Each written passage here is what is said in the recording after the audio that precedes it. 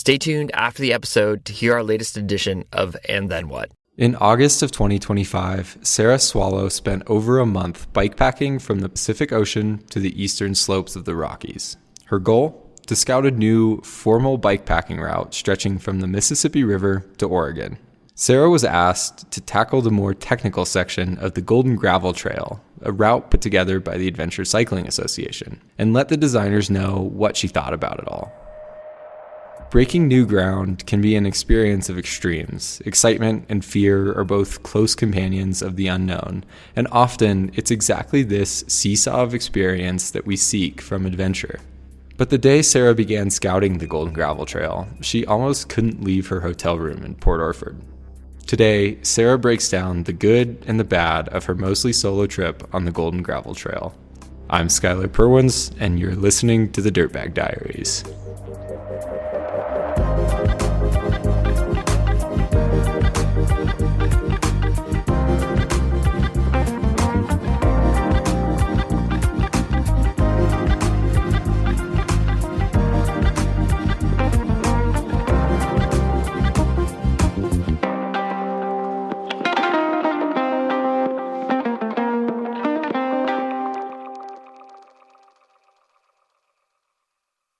I woke up with an anxiety attack and it was very hard to get moving that first day. You know, you can't reason with anxiety. It's not based in reality. It's debilitating and it's very hard to move when you're in it. And so it was really just about putting one foot in front of the other and just like getting on the bike and taking one pedal stroke at a time. And I eventually came out of it, you know. It never happened when I woke up in my tent, you know? It always happened when I woke up in a hotel room and had to leave a town or something like that. I was always really comfortable out in nature. I was never afraid, you know? It's once I got into nature, I felt really good. I am Sarah Swallow, and I am a professional adventure cyclist based in Tucson, Arizona, and Durango, Colorado. The Golden Gravel Trail is a new cross-country route designed by Adventure Cycling Association. It's 3,688 miles and 234,000 feet of climbing, and it's about 75 to 80% dirt roads from the Mississippi River to the coast of Oregon. And I believe it crosses 8 states, so Mississippi, Kansas, Oklahoma, Colorado, Utah, actually goes through Wyoming for a bit, Idaho, and Oregon. Like that's definitely an endeavor to put something like that together, to go out and like experience it is always also like a huge thing to do. What's kind of the nature of the origin of this route? Like where did the idea come from? In addition to that, what's kind of the goal of this route existing? The origin story of this is in 2015, I and my partner at the time rode the TAT, which is called the Transamerica Trail. It's for dual sport motorcycle. And we were the first bicyclists to ever ride it. It's a 5,000-mile route from the coast of North Carolina to the coast of Oregon. And it was literally like my 5th bike tour ever. So totally new experience, life-changing experience for me. Right at this time that gravel and bike packing were really kind of becoming more popular. And so there was a lot of interest in this TAT route. But what we found through riding it was that just the distances between resupplies were really far, sometimes like 200 miles or 300 miles. Sometimes there'd be longer stretches on paved roads or paved roads that weren't safe for cyclists. So I provided a lot of feedback to the cycling community based off of my experience. But in general, not very many people rode the route. So what Adventure Cycling Association did is they've got this legacy of building these cross-country routes. But a lot of their routes traditionally have been paved roads. So one of the things that they're doing kind of to relaunch themselves for their 50th anniversary is to launch all these new gravel cross-country routes or gravel touring routes. And the biggest project that they have been working on is the Golden Gravel Trail. It's basically the effect of this trail was to be a more accessible version of the TAT. Yeah, for sure. More accessible version of the TAT, like definitely a more bike-friendly way of getting across the country, east to west.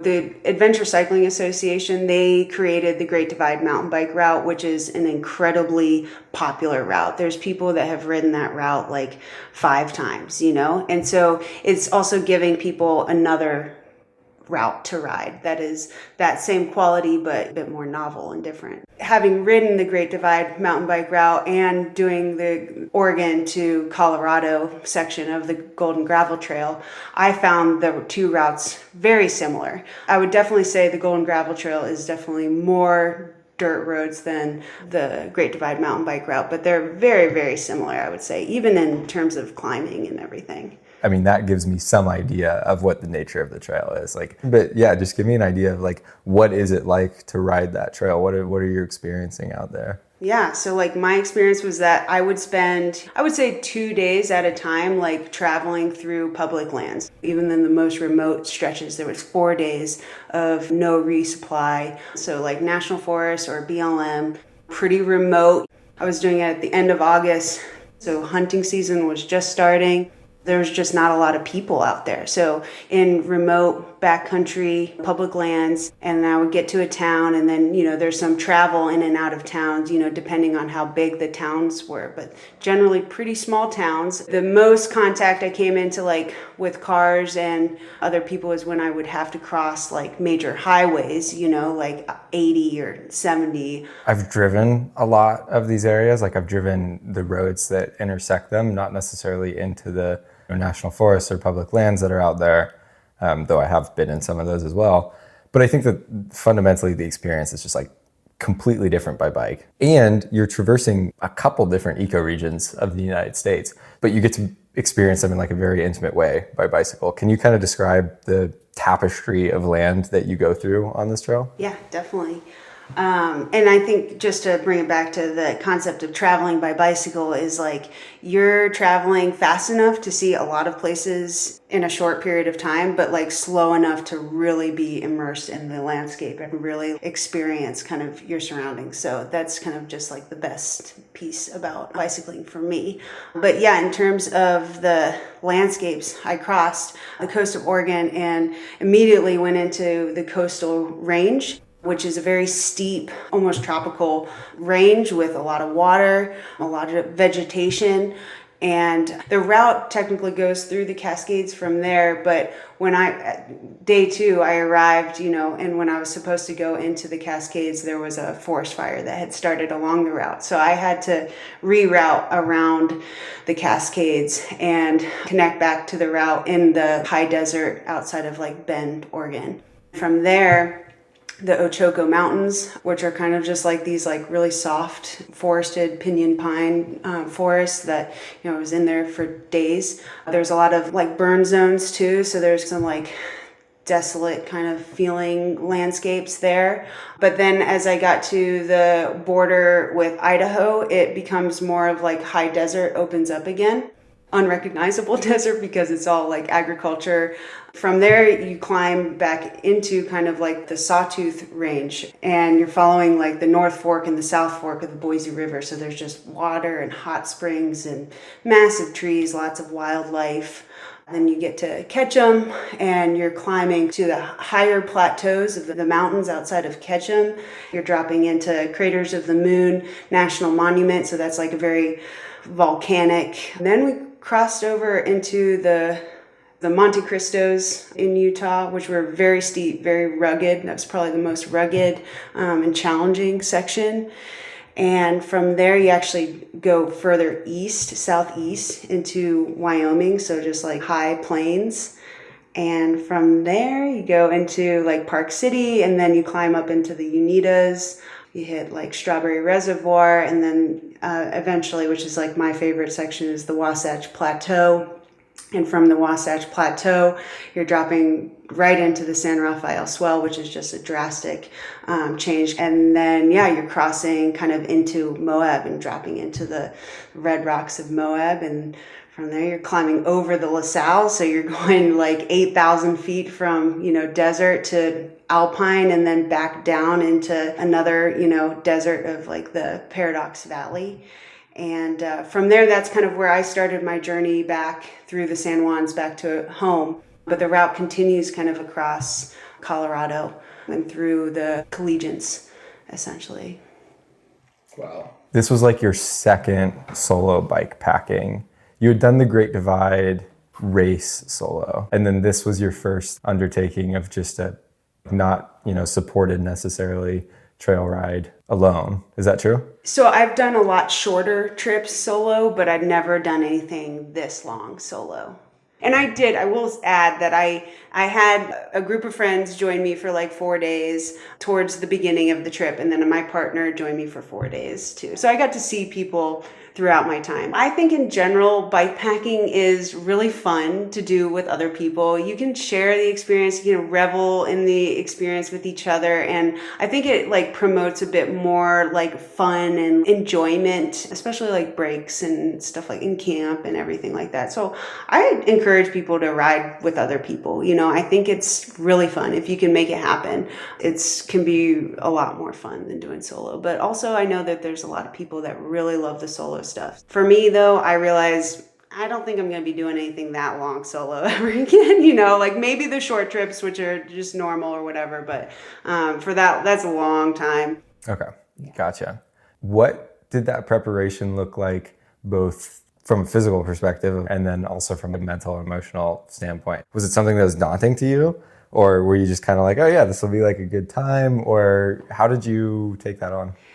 Yeah, so for preparation, I'm definitely like preparing my bike and equipment, of course. And then I'm doing training just to like help my body. Like this kind of endurance riding is something I'm doing pretty regularly, but whenever I'm doing it like for this long, there's always kind of a break-in period. So I'm doing a little bit more like strength training, a little bit longer distances, a lot of solo training kind of stuff. But yeah, I'm also just like mentally training. I work with kind of a life coach and I have a therapist. So I'm working through, my fears about the ride and working on like visualizations and just strategies to help through those tough times. I wasn't that super concerned about the solo aspect of my ride because I knew I had like little carrots throughout the ride. When I first decided to do this, I was like, yeah, I'm going to do the whole thing. I'm going to just do it. I can do the whole thing. And then as I started to kind of navigate kind of like the emotions and the commitment and where I was at, I realized like, no, actually I don't feel like that's kind of the right thing for me. Like I needed to adjust my plans and goals to feel just better about what I was doing. And so that's where I came into it and just being like, you know what, I'm just going to ride as much as I feel like riding in this time frame I've got. And so that just took a lot of pressure off because I think the thought of doing the whole ride, there was a lot of aspects that were a bit overwhelming for me. So it was just kind of like navigating that and just being like, okay, where am I at? What's more realistic? What feels good? What doesn't feel good? Yeah, going into it, you said in some like launch materials and whatnot that your expectations and your approach were kind of rooted in like reflection on your life since 2015, on like the people that you meet while you're out there and the landscapes that you ride through. And you were striving to challenge yourself in like a sustainable and mindful way. Tell me a little bit about what your expectations were going into this. Yeah, I think I was thinking that my ride would be more of like a reflection from like 2015 and also a similar experience. But then I realized like during and, after the journey that it was kind of an unrealistic goal because one, when I first rode the TAT in 2015, like I said, it was my 5th bike tour ever. And it was definitely the longest. And I had never seen the country like that before. And so that was 10 years ago. And I've spent the last 10 years literally bike packing around the world. So I have like high level of addiction to novelty. And I've seen a lot of places. I have a lot more experience underneath my belt. So that's one aspect of that expectation that was different. Because this ride felt a lot more familiar, less new to me. It was new because it's a new route, but still felt really familiar. The other aspect was like, I thought I would encounter more people and I think on that ride in 2015, it was a different time. It was 2015, it was before, all this, the world blew up. We're in a different time, and I think being a solo woman out on the course or on the route, people keep their distance because they don't want to, this is just my hypothesis. Maybe they don't want to scare me or intimidate me or something like that. But a lot of the interactions that I did have with people in passing, it was really just like their amazement at the fact that I was a solo woman on the course, which actually kind of made me feel uncomfortable a little bit after a while, because it was just like that was the focus. And, it was definitely challenging their concept of what's normal and what's acceptable or whatever. It was different when my partner joined me for 4 days. I thought that people approach us in a different way. And so that was just an interesting observation to have. Yeah. I mean, I grew up not that far from kind of where this starts and the parts of Oregon that it rode through. And I mean, some of those places are very rural, and in a way they're very isolated. And a lot of people out there want that. They want to be isolated. They don't necessarily want strangers, riding through their backyard, quote unquote. Were there any moments that were oh man, this is not where I want to be right now? Actually, I did not have any encounters en route. I think that's just part of my personality too. I'm just I don't want to ruffle any feathers. I'm just going to, slide on by. So when I'm camping, I camp out of sight. I'm either camping in a campground where there's other people, or I'm camping completely out of sight from anything. So there's no one's going to stumble upon me. And I generally kind of keep a low profile going in and out of towns and stuff like that. The only encounter I did or, experience I had was when I had to get off route to take a bus. And so I was off route and I was waiting for a bus in a town, and it was, off of Highway 5, and it was just super sketchy. And I was like, it's 2 days in. I hope I make it out of here alive. So off route, but it was nothing life-threatening or anything, but definitely precarious.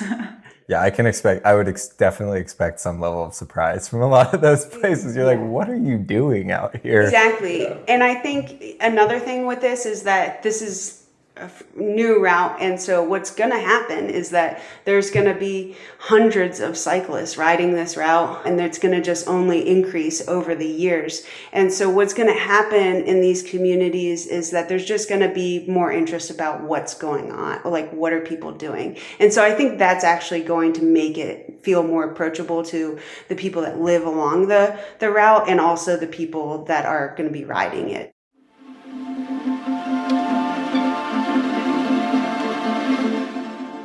After the break, Sarah shares her best and worst days on the Golden Gravel Trail.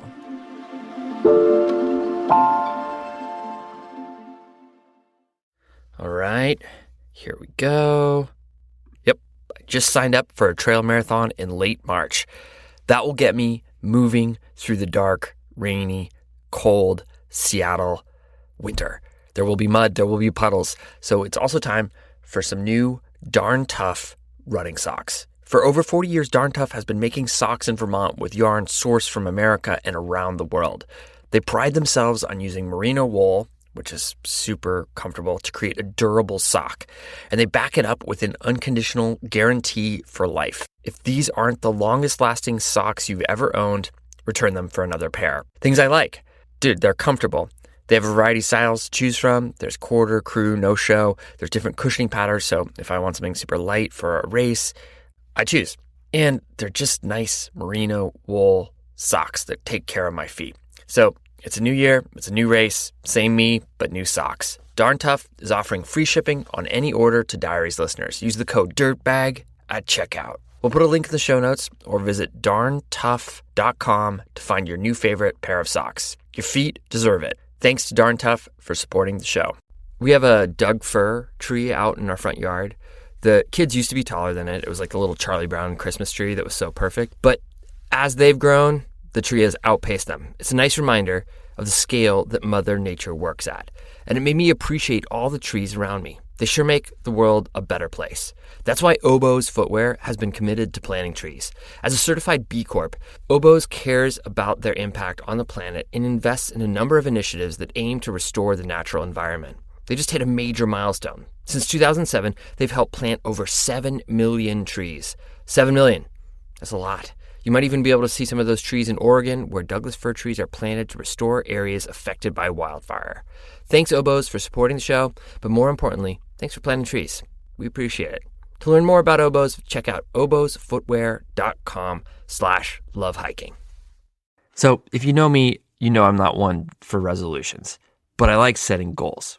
I see a difference in those two things. So every year I think I want to spend time with friends on skin tracks as snow falls. I want to run as many miles as I can on trail, bike pack in places I haven't been before, climb with my kids, do all these things. And sometimes in my hectic world, that means I end up missing out on meals or trying to scrap calories from a gas station, which is not ideal. I've got a little hack. Kachava's whole body meal shakes keep my body and mind nourished. With 2 scoops of Kachava, you get 85 plus superfoods, nutrients, and plant-based ingredients.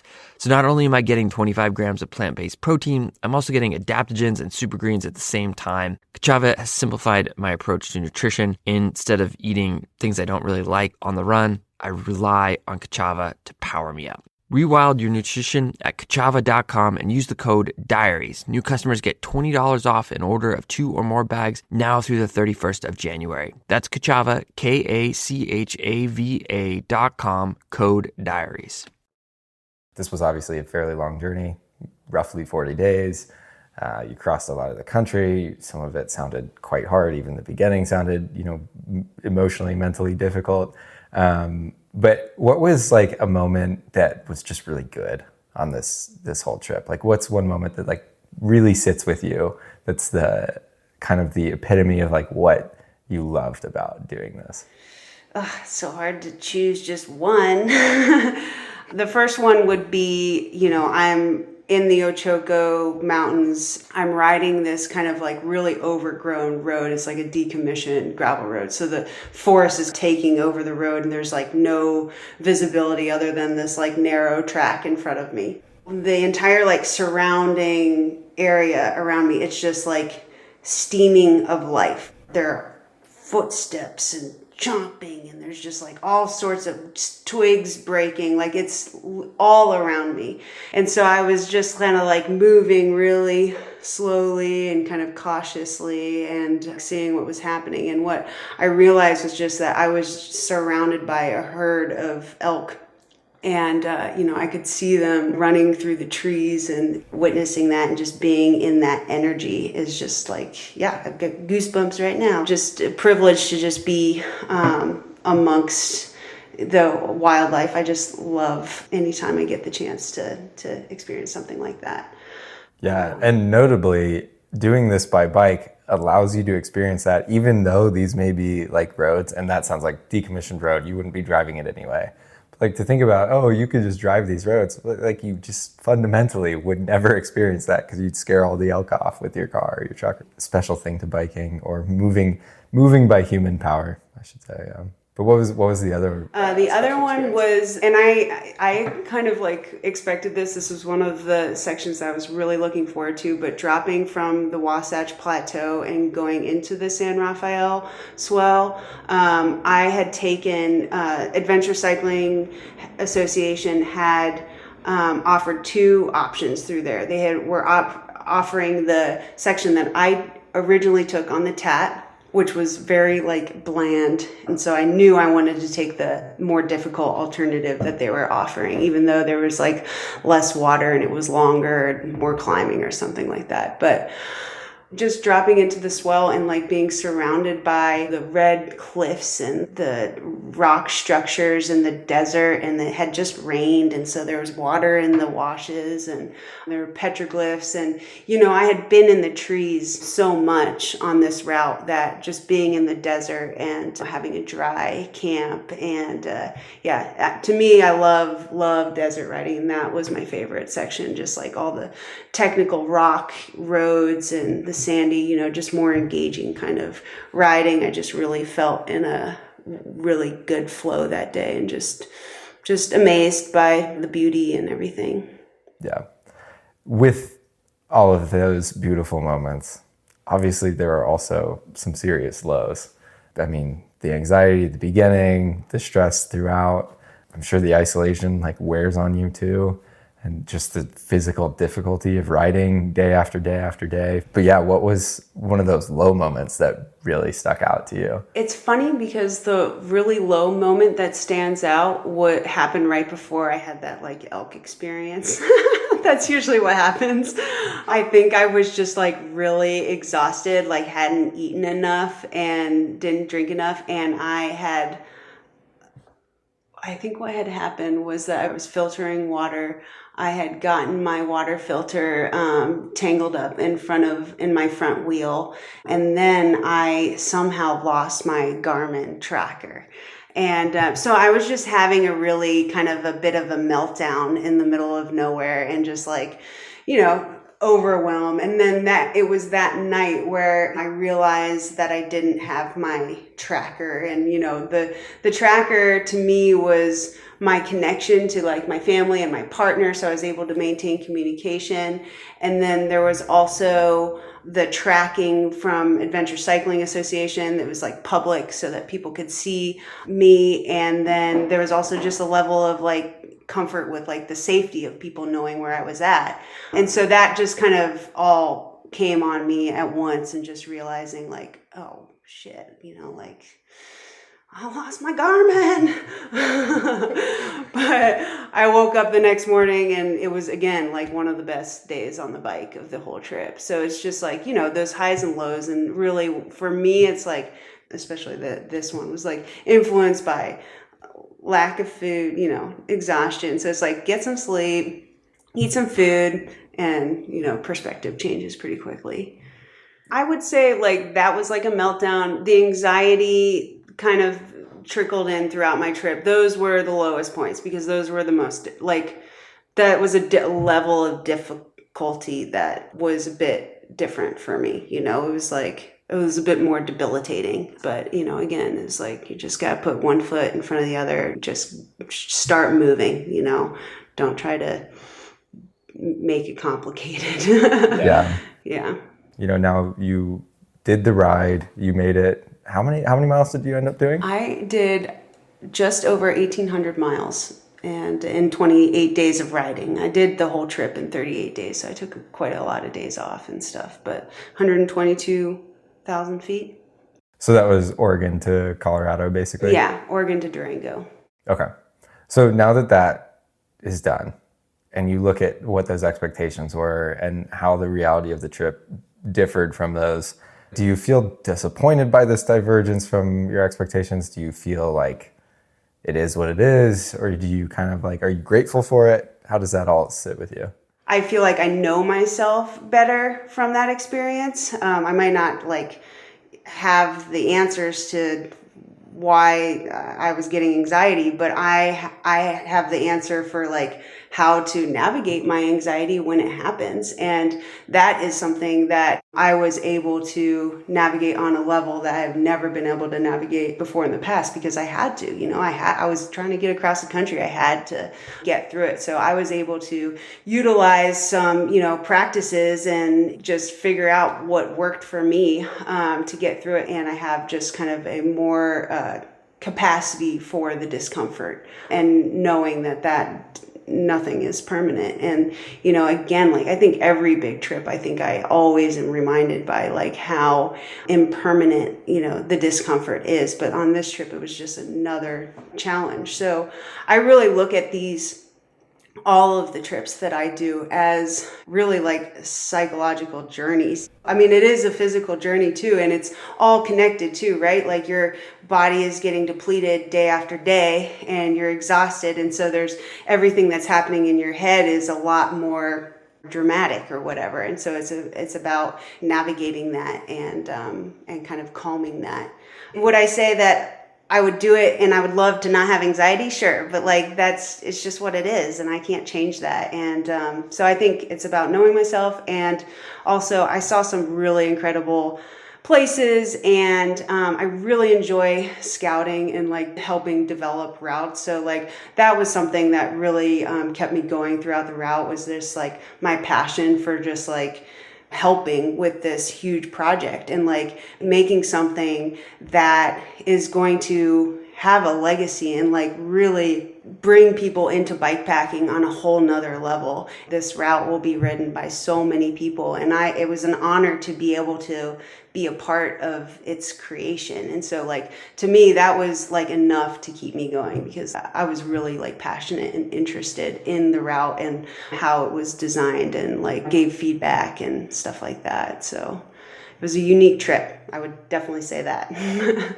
So with that, saying that it's like the draw, or a big draw of that, was like doing it for the community, doing it for the future of getting people out there and making this thing that is now accessible for other people to experience. I guess broadly, what does the bikepacking community mean to you? But on a more precise level with this trail specifically, is like, what do you hope the legacy of this thing is? I think anytime someone steps outside of their comfort zone and like exposes themselves to the elements, to the communities, and just something different, especially like when you're challenging yourself physically and you're traveling by bicycle, it can be a life-changing experience. And it is a life-changing experience for so many people. And it's so important. You know, I know for myself, and I know for a lot of other people, that like when you're riding your bike or when you're traveling by bike, it's the best you ever feel, you know? And it's just important to create opportunities where people can tap into that and to make it accessible to more people. Bikepacking historically it's pretty challenging. A lot of the like community source routes, which, you know, I contribute to, are very technical routes where, you know, it's just the difficulty is defined by the person's personality and interest. And so, you know, my level 5 out of 10 is someone else's 12 out of 10. That can make bikepacking not fun for people, because they're getting themselves into something that is really hard and like traumatizing, and that's not what you want, right? They're getting like mega sandbagged. There's a lot of sandbagging in bikepacking, and so like Adventure Cycling Association, I think that's why this organization is so important, is that they hire professional cartographers. This is their job. They do a lot of research and they make sure everything is right and rideable. And especially with this route, that was kind of the focus. So there's not any hike-a-bike sections. So I think just making these routes accessible so that more people can experience the life-changing or just like perspective shifting, like, or broadening your global perspective, or like traveling through towns where, you know, you're just getting outside your bubble and you're seeing how other people live, or connecting on a human level, you know, which is, I think, what everybody needs to be doing more these days. For sure. Do you have any key advice for somebody who would want to undertake this? What kind of takeaways would you want to share with people from that? Don't be afraid to pivot. It's nice to have the goal, but yeah, if you're not having a good time, then it's time to pivot. And like, even though I was having anxiety fairly frequently, I was still having a good time. I still wanted to be there. And so I think that was the reason why I made it as far as I did.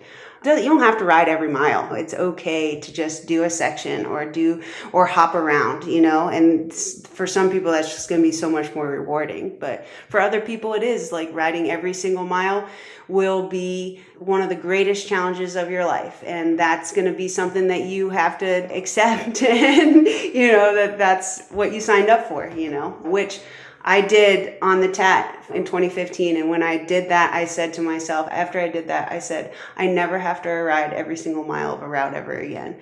And for the most part, aside from like when I do like actual events or races that you have to obviously do that, I don't hold myself to that standard. I hop around, I take a bus, I jump around, do the highlights, you know.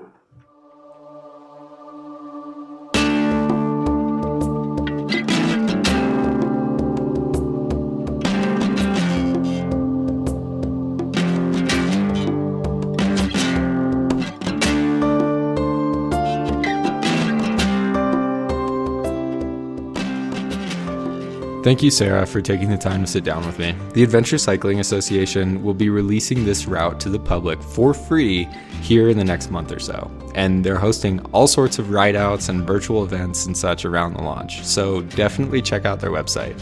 Our stories come from friends of friends, and from you, our community. If you have a compelling idea for a guest or a story lead, please give us a shout. You can email us at editor@ducktapethenbeer.com. Thank you to the folks who have recently become Diaries Plus members, and to those who continue supporting. You all are the difference between the show being here and not. Music today from Baleen and Brendan O'Connell. The tracks are courtesy of The Artists or Track Club. Jacob Bain and Nis Koto composed our theme song. You can find the artists at our website, dirtbagdiaries.com. This episode was produced by me, Skylar Perwins, with additional production help from Becca Cahal. Thanks, Becca. Becca Call is also our executive producer, and you've been listening to the Dirtbag Diaries. Thanks for tuning in.